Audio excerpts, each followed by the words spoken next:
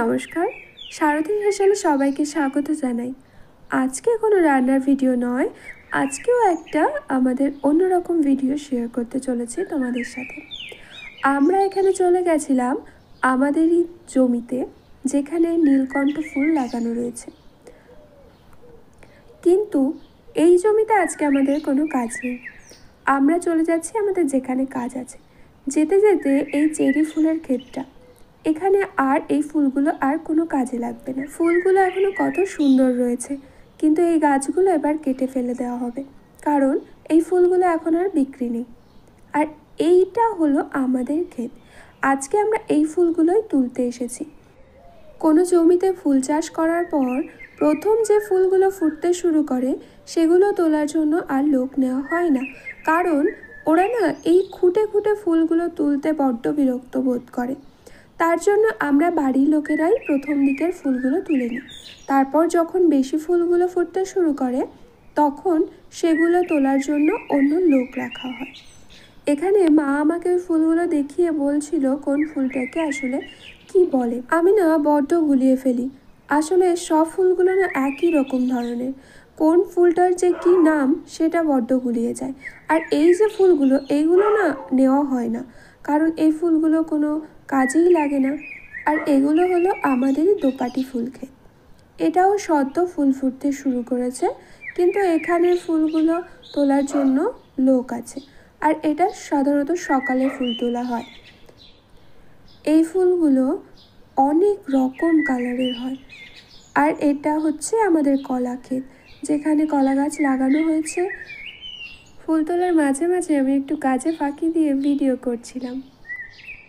তার পাশেই রয়েছে আমাদের ধান ক্ষেত। ধানের জমিটা দেখতেই এত সুন্দর লাগছিল, পুরো সবুজ হয়ে আছে। দূর থেকে দেখে মনে হচ্ছে কেউ যেন একটা সবুজ চাদর বিছিয়ে রেখেছে।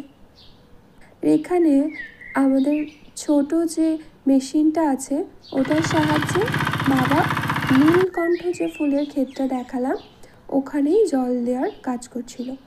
আমি আর মা ফুল তুলছিলাম আর বাবা জল দেওয়ার কাজটা করছিল। মাঠে যাবে আর পাখির আওয়াজ থাকবে না, এটা তো হতেই পারে না। মাঠে গেলে যে এত সুন্দর লাগে, চারিদিকে পাখির আওয়াজ, একটা সুন্দর শান্ত মধুর হাওয়া।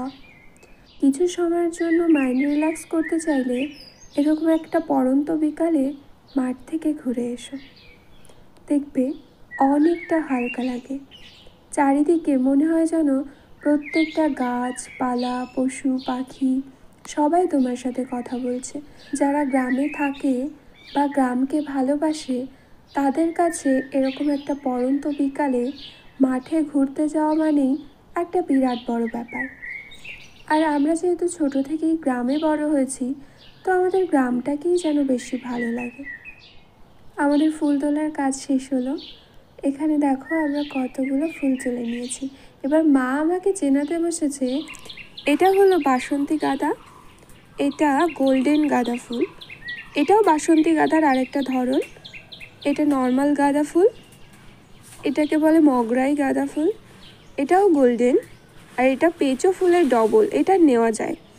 আর একই ফুল দেখো কত রকম ধরনের, সেটাই মা আমাকে চিনিয়ে দিচ্ছিল। এখন এই মাঠটা আমার ঘোরার জায়গা হলেও একটা সময় যখন আমি ছোট ছিলাম তখন এই মাঠে আমার প্রায়শই যাওয়া হতো, কারণ আমাদের যে ফুল তোলা হতো তার হিসাব রাখার জন্য আমি রোজ দিনই খাতা নিয়ে ক্ষেতের পাশে বসে থাকতাম।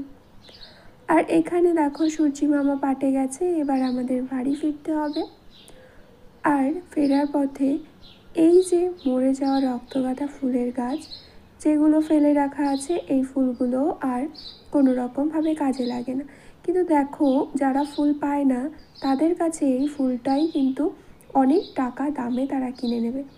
কিন্তু যারা চাষি তাদের কাছে এখন এই ফুলটার আর কোনো মূল্য নেই, কারণ তারা এটাকে বাজারে বিক্রি করতে গেলে এখন আর কেউ নেবে না। আর এটা হলো আমাদের এখানে এটাকে শ্যালো মেশিন বলে। ফেরার পথে আমাদের এই যে ধুনে ক্ষেত, এটা দেখতেও এত সুন্দর লাগছিল, মনে হচ্ছে কেউ একটা সাদা বিছানার চাদর বিছিয়ে রেখেছে। আমি ভিডিও করতে করতে মা তো অনেক দূর এগিয়ে গেছে, আর এখানে তারপর এসে দেখলাম মা কিছু শাক তুলছে, তো আমিও লেগে পড়লাম মায়ের সাথে শাক তুলতে। শাক মানে এখানে বিভিন্ন রকমের মিক্সড ভেজাল শাক বলতে পারো, একটা মানে অনেক রকম মিশানো শাক তোলা হচ্ছিল। তা শাক তুলতে তুলতে তো আমাদের প্রায় সন্ধ্যা হয়ে গেছে। আমরা যখন ফিরছি তখন এই রকম অবস্থা।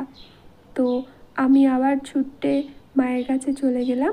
এবার আজকের ভিডিওটা আমাদের এখানেই শেষ করতে হলো, কারণ এরপর আমরা বাড়িতে চলে এলাম।